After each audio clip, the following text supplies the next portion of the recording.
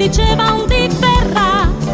Ed un dì giunse a Sorrento Chi? una principessa indiana, sopra un grosso bastimento, la bellissima Cali. Pasqualino la guardò E Cali si innamorò ed in India lo portò.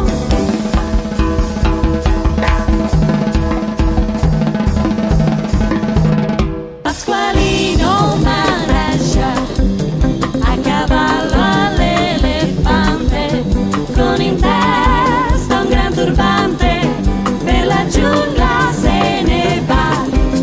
Pasqualino Maharaja non lavora e non fa niente, tra i misteri dell'Oriente va il navajo tra gli cento casse di diamanti grossi grossi, mentre principi potenti gli si inchinano davanti, lui si fuma il narghilè.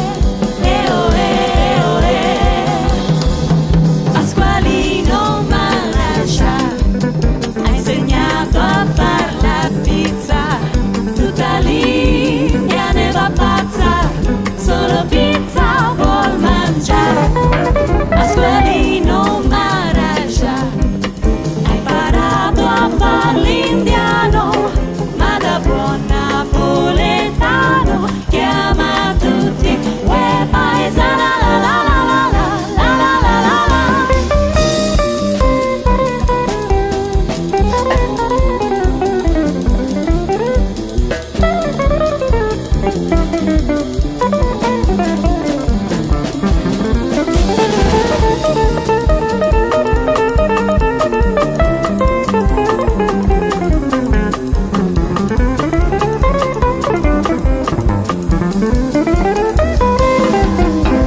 Cento casse di diamanti grossi grossi, mentre principi potenti gli si inchinano davanti, lui si fuma il narghilè.